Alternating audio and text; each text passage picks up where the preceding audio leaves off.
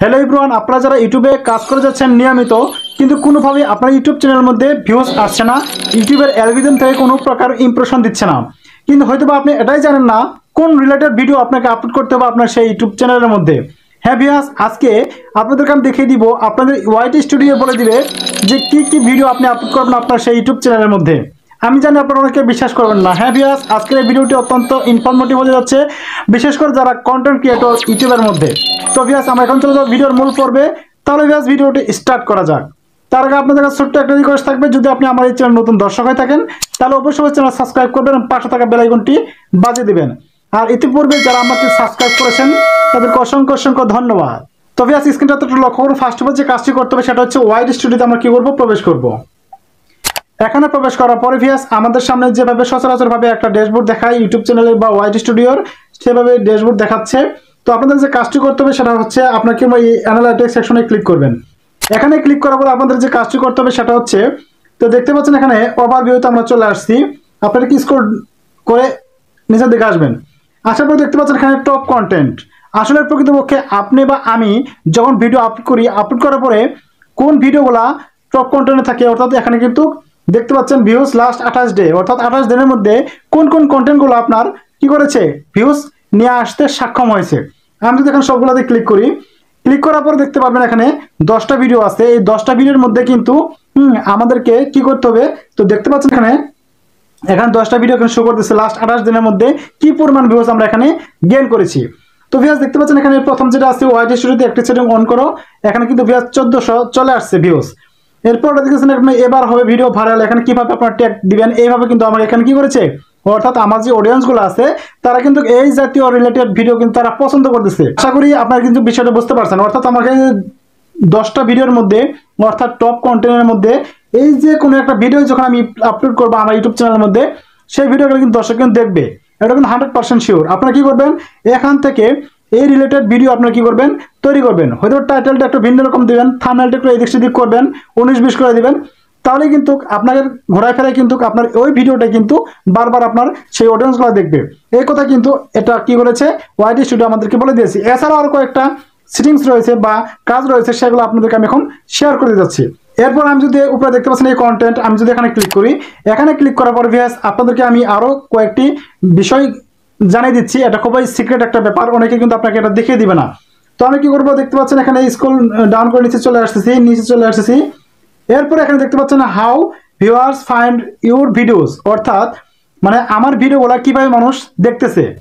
দেখতে পাচ্ছেন এখানে ব্রাউজ ফিচার 74%, সাজেস্টেড ভিডিও আসছে এখানে হ্যাঁ 11.7%, ইউটিউব সার্চ টার্ম থেকে আসছে 4.6%।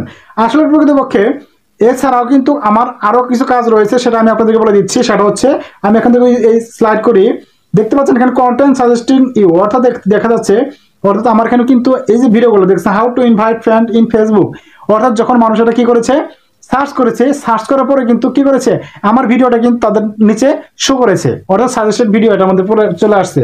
তো আপনি যদি এই যে দেখতে পাচ্ছেন how to invite friends in Facebook, অর্থাৎ আমার এই কন্টেন্ট সাজেশনের মধ্যে আপনি দেখবেন যে এর নিচে কি কি টাইটেল রয়েছে, ওই টাইটেল নিয়ে আপনাকে কি করতে হবে, ভিডিও মেক করতে হবে। এতে কিন্তু আপনার কোনো সমস্যা হবে না, আপনার ইউটিউব চ্যানেল কোনো সমস্যা হবে না। আপনি কি করবেন, এই জাতীয় টাইটেল দিয়ে আপনাকে ভিডিও মেক করতে হবে, তাহলে কিন্তু আপনার ভিডিওটা মানুষ দেখবে। এরপর আবার কি করবো, স্লাইড করবে এদিকে, বাম দিকে স্লাইড করার পর আপনারা দেখতে পাচ্ছেন ইউটিউব সার্চ টার্ম, এখানে কিন্তু গুরুত্বপূর্ণ বিষয় এখন রয়েছে। তো দেখতে পাচ্ছেন এখানে ফেসবুক পেজ ফলোয়ার বাড়ানোর উপায়, এরকম ভাবে একটা ভিডিও মানুষ দেখেছে, কিন্তু এর নিচে আমার ভিডিওটা শো করেছিল, এই জন্য কিন্তু এই ভিডিওতে কি করেছে, ভিউজ চলে আসছে। তো ভিডিও দেখতে পাচ্ছি স্টার মেকার কিভাবে ব্যবহার করব, তারপর হচ্ছে পেজ ফলোয়ার বাড়ানোর উপায়, এই জাতীয় যখন মানুষ সার্চ করে সে সময় কিন্তু আপনার সেই ভিডিওটা পেয়ে যাবে। অর্থাৎ আপনাকে কি করতে হবে, এই ইউটিউব সার্চ টাইমের নিচে যেগুলো ভিডিও রয়েছে, যে টাইটেল রয়েছে, সেই টাইটেল দিয়ে আপনাকে ভিডিও মেক করতে হবে, তাহলেই কিন্তু ভিউজ আসবে আশা করা যায়। তারপর আমি যদি এখানে ক্লিক করি, এখানে যদি ফুলফিল ভাবে ক্লিক করি, তো দেখতে পাচ্ছেন এখানে 28 দিনের মধ্যে দেখতে পাচ্ছেন 28 দিনের মধ্যে কোন কোন ভিডিও আপনার র্যাঙ্ক করেছে, বা আপনার 28 দিনের মধ্যে কোন কোন ভিডিও আপনি আপলোড করতে বলতেছে ইউটিউব থেকে, সেটা হচ্ছে এগুলা। অর্থাৎ আপনাকে অবশ্যই এই জাতীয় ভিডিও আপনাকে কি করতে হবে, আপলোড করতে হবে।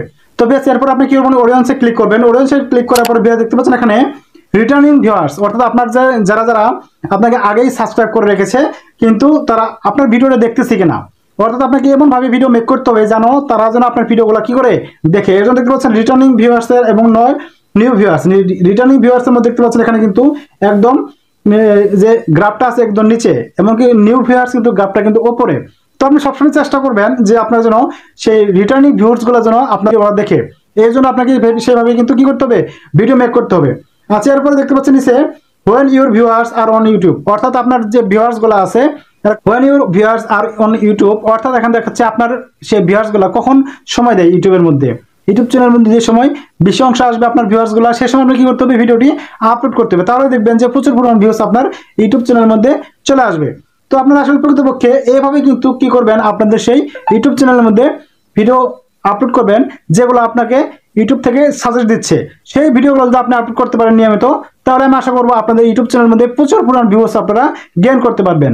তো ভিউয়ার্স, আজকে এই ছিল ভিডিও দেখে যদি আপনাদের এক বিন্দু পরিমাণ ভালো লেগে থাকে তাহলে অবশ্যই চ্যানেলটা সাবস্ক্রাইব করবেন এবং পাশে থাকা বেল আইকনটি বাজিয়ে দিবেন, যাতে করে আমি ভিডিও আপলোড করার সাথে সাথে ভিডিওটা আপনারা পেয়ে যান। আর সবাই ভালো থাকবেন, সুস্থ থাকবেন। এর প্রত্যাশা আমি শামসুল বিদায় নিচ্ছি। সকলকে আমার সালাম, আসসালামু আলাইকুম।